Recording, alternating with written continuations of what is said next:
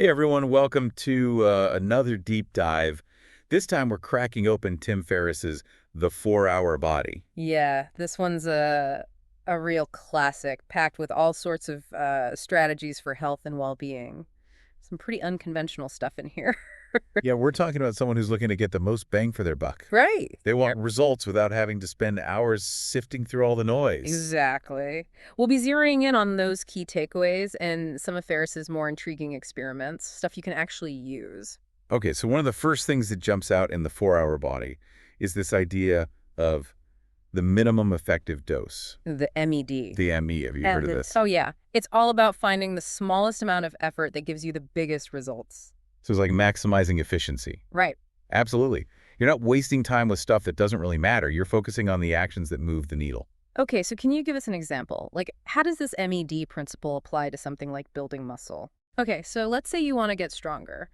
Ferriss would say you don't need to spend hours at the gym every day, you know? Right. Instead, he suggests focusing on a few heavy compound exercises, like squats, deadlifts, bench presses. Oh, yeah. The big ones. Exactly. You hit those muscles hard twice a week, give your body time to recover, and boom, you're building muscle efficiently. So quality over quantity, basically working smarter, not harder. That's the idea. And this MED principle, it doesn't just apply to exercise. It applies to everything. Nutrition, sleep, productivity, you name it. Interesting. So it's like a way of thinking about how you approach any goal. Exactly. It's about cutting out the fluff and focusing on the essentials.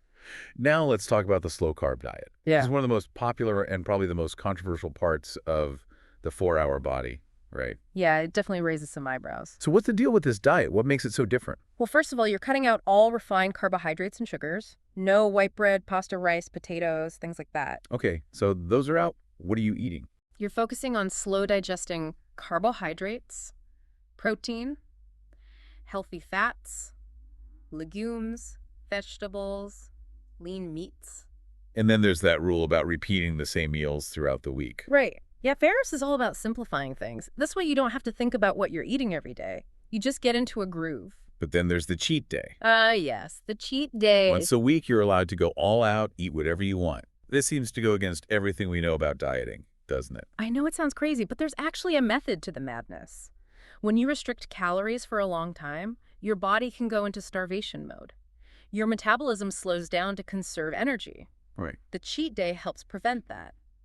By spiking your calorie intake once a week, you keep your metabolism guessing. So you're essentially tricking your body into thinking it's not being deprived. Exactly. And let's not forget the psychological benefit.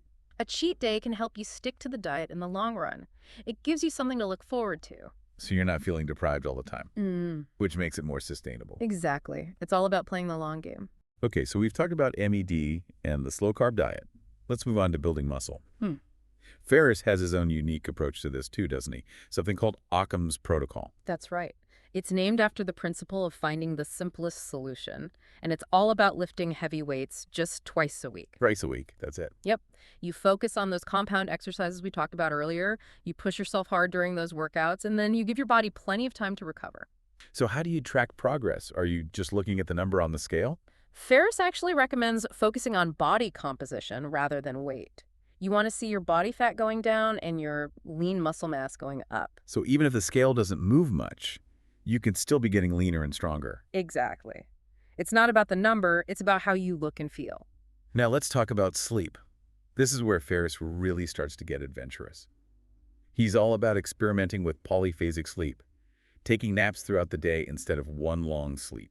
Have you ever tried that? I haven't personally, but Ferriss documented his experiments with it in the book. He wanted to see if he could maximize his waking hours. Then what did he find? Well, he reported increased productivity, but it came with some downsides. It's not exactly socially compatible, and it requires a lot of discipline. So maybe not the best option for most people, but Ferriss does offer some more practical tips for improving sleep quality too. Right? Oh, absolutely. He talks about the importance of creating a good sleep environment, making sure your room is cool and dark, limiting screen time before bed, using magnesium supplements to help you relax, things like that. You know what's really interesting to me is how much of the 4-Hour Body is based on Ferriss's own personal experiments. Huh? He's constantly tracking, measuring, tweaking everything. Yeah, he's really committed to this idea of self-experimentation. He's like a human guinea pig, always testing the limits. But in a good way. Right. He's not afraid to put himself out there and share his findings with the world, even if they're not always pretty. Exactly. He's not just talking the talk, he's walking the walk. And I Mhm. think that's what makes the book so compelling. It makes you feel like you can do it too. Yeah. Like maybe I'm not going to go to the extremes that Tim Ferriss does, but I can definitely adopt that same mindset of experimentation and curiosity. Absolutely. It's all about becoming the scientist of your own body. So what makes the 4-hour body so compelling? It's the scope of it, right? Nutrition, exercise, sleep, boys, sex, mental performance. There's something in there for everyone. Yeah, and he presents it all in this really engaging way. He's a great storyteller. He weaves together these personal anecdotes with the scientific research. It's not just dry textbook stuff. Yeah, he has a way of making these complex ideas really accessible and entertaining. Absolutely. And he's not afraid to challenge conventional wisdom. He wants you to question everything and look for the evidence. So let's shift gears a bit and talk about some of the weaknesses of the book. What are Yeah. some of the criticisms you've heard? Well, one common criticism is that it can be overwhelming. There's just so much information in there, it's hard to know where to start. Yeah, it's definitely a dense read. And some of his experiments, like the polyphasic sleep or the ice baths, are pretty extreme. Most people aren't going to be willing to go that far. So you have to approach it with a critical eye and figure out what works for you and your lifestyle. Exactly. Okay, so despite some of its weaknesses, the 4-hour body has had a huge impact. Why do you think that is? This book came out over a decade ago and people are still talking about it. I think it's because it taps into this fundamental human desire for self-improvement. We all want to be the best versions of ourselves, and Ferriss provides a framework for doing that. Yeah, he gives us permission to experiment, to think outside the box, and to challenge the status quo. Right, and the book also aligns with this growing interest in biohacking and personalized health. People are taking ownership of their health and well-being, and they're looking for tools and techniques to optimize their bodies and minds. And the 4-hour body definitely provides that. It's a book that can spark your curiosity, challenge your assumptions, and empower you to take control of your health journey. It's definitely a book that has stood the test of time. Okay, so we've covered a lot of ground already. The MED principle, the slow-carb diet, muscle-building, sleep optimization. Hmm. And believe it or not, there's still so much more to unpack in the 4-hour body. Sexual performance, endurance training, biohacking. It's all in there. We'll get into all of that in part 2 of our deep dive. That's right. So stay tuned for more 4-hour body goodness. Welcome back. You know, as we're going through all this, what really strikes me is just how much emphasis Ferriss puts on self-experimentation. Yeah, he's constantly tracking and measuring and tweaking. Really immersing himself in the process. It's true. He's like a human guinea pig, but in a good way. Right. I mean, he even shares his spreadsheets and data points in the book. It's like he's inviting us all to peek behind the curtain and see how he's figuring things out. Exactly, and that makes it so much more relatable. He's not just preaching from a pedestal. Right. He's down in the trenches, trying things out, making mistakes, and sharing what he learns. It makes you feel like you can do it too. Exactly. Yeah. Like, okay, maybe I'm not going to go to the extremes that Tim Ferriss does, Right. but I can definitely adopt that same mindset of experimentation and curiosity. Absolutely. It's about becoming the scientist of your own body. So let's talk about what makes the 4-hour body so compelling. For me, it's the sheer scope of the book. I mean, he tackles everything Yeah. from nutrition and exercise to sleep, sex, and even mental performance, Right. There's something in there for everyone. no matter what your goals are. And he doesn't just present the information in a dry textbook way. Oh, no. He's a master storyteller. Yeah. He weaves in these personal anecdotes, the scientific research, practical tips. It's a very engaging narrative. Absolutely. He also has this knack for making complex concepts accessible. Right. He doesn't dumb it down, but he explains things clearly so that anyone can understand, And he's not afraid to challenge conventional wisdom. which is so refreshing. It is. He encourages you to question everything. Yeah, look for the evidence before you just blindly accept what you've been told. Yes. He's a true disruptor in that sense. Now let's shift gears for a moment and talk about some of the weaknesses of the book. One criticism I often hear is that it can be overwhelming. That's fair. I mean, there's just so much information packed in there. It can feel like a fire hose. Yeah, you can't just breeze through it. In some of his experiments, like the polyphasic sleep or the ice baths, Right. might seem a bit extreme for the average person. It's true. Not all of his recommendations are going to resonate with everyone. Right. What works for one person might not work for another. So approach it with a critical eye. Yeah. And don't be afraid to cherry-pick the strategies that make sense for you. Exactly. Now let's talk about the book's lasting impact. The 4-Hour Body was published over a decade ago, but it's still incredibly relevant today. Yeah. Why do you think that is? I think it's because it taps into this fundamental human desire Yeah. for self-improvement, Mhm. for optimizing our lives, for Yeah. squeezing every drop of potential out of ourselves. And Ferriss provides a really compelling framework for doing just that. He gives us permission to experiment, to challenge the status quo, to think outside the box. And that message is timeless. And the book also aligns with this growing interest in biohacking and personalized health. That's true. People are taking ownership of their health and well-being in a way we haven't seen before. Absolutely. And they're looking for tools and techniques to optimize their bodies and minds. And the 4-Hour Body provides a wealth of information and inspiration in that regard.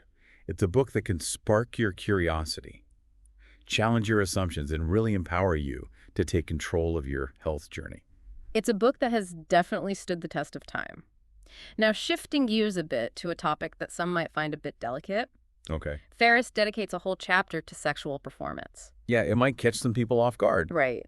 but he approaches it with the same blend of research, personal anecdotes, and practical advice that he uses for every other topic in the book. And his main message is that sexual health is an integral part of overall well-being. Yeah. There's no shame in wanting to improve this area of your life. Right. And Ferriss offers some intriguing techniques and insights based on scientific research and his own experiments. He even draws from the book Slow Sex by Nicole Daedone, He does. incorporating her techniques for enhancing intimacy and pleasure. And ultimately, it's about empowerment. Okay. Understanding your body, what works for you, and how to achieve greater satisfaction in your relationships. It's about breaking down taboos and approaching the topic from a scientific and practical perspective. All right, let's move on to endurance and running. This is where Ferriss's philosophy of minimalist training really shines through. He's a huge advocate for barefoot running and minimalist footwear, isn't he? He is. And it ties back to his belief in natural movement patterns and injury prevention. Right. Ferriss argues that minimalist footwear allows your feet to move and flex more naturally, Yeah. which can lead to better running form and fewer injuries. And of course, this all comes back to that MED principle we talked about earlier, maximizing efficiency while minimizing risk. Now for the grand finale, let's talk about biohacking. This is where things get really futuristic and exciting. Biohacking is all about using science and technology to optimize your body and mind. Right. It's about pushing the boundaries of human potential Yeah. and exploring new ways to enhance our physical and cognitive performance. Ferriss dives headfirst into this world, experimenting with everything from cold therapy to smart drugs. Yeah. Have you ever tried an ice bath? I have, and I can tell you it's a shock to the system. Oh, I bet. But Ferriss and many others swear by its benefits for fat loss recovery and mental resilience. He also explores the world of nootropics, Right. which are supplements designed to enhance cognitive function. Things like Alpha Brain, a blend of natural ingredients, and modafinil, a prescription medication originally used to treat narcolepsy, but now popular as a cognitive enhancer. Now, it's important to note that these substances can have side effects, Of course. and you should always consult with a healthcare professional before experimenting with them. But Ferriss's willingness to explore these cutting-edge techniques is what makes the 4-Hour Body so captivating. He's a pioneer in many ways, paving the way for others to explore these unconventional approaches to self-optimization. And with that, we've covered a lot of ground in part 2 of our deep dive. We've explored the strengths and weaknesses of the 4-Hour Body, its lasting impact, and delved deeper into some of its more intriguing topics. In part 3, we'll wrap up our discussion and leave you with some final thoughts and takeaways. Stay tuned. All right, welcome back. It's the final part of our deep dive into the 4-Hour Body. We've covered a lot of ground, haven't we? We have MES'd the slow-carb diet, muscle building, sleep optimization, biohacking. Ew! Lots to digest. Yeah, it's easy to get lost in all the details. It is. With so many unconventional ideas, Yeah. so many experiments. Right, so let's make sure you walk away with those key insights. The stuff that can really make a difference in your life. Exactly. Remember, the 4-Hour Body, it's not a set of rules. Oh, no. It's not a blueprint. Yeah. It's more like a buffet. like a buffet of strategies and experiments. You can choose what looks good to you. Take what you want and leave the rest. The main message here is empowerment. Right. Ferriss wants you to take control of your health, of your well-being. Become the architect of your own journey. And that journey starts with experimentation. Yeah. Don't be afraid to try new things, test different approaches. Find what works for you. It's all about that personalized approach. Absolutely. And as you're experimenting, keep that MED principle in mind. Right.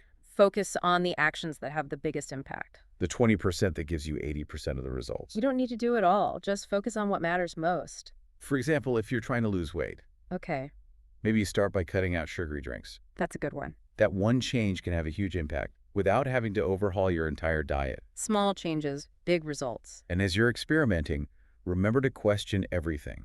Yeah. Don't just accept conventional wisdom. Look for evidence. Test things out for yourself.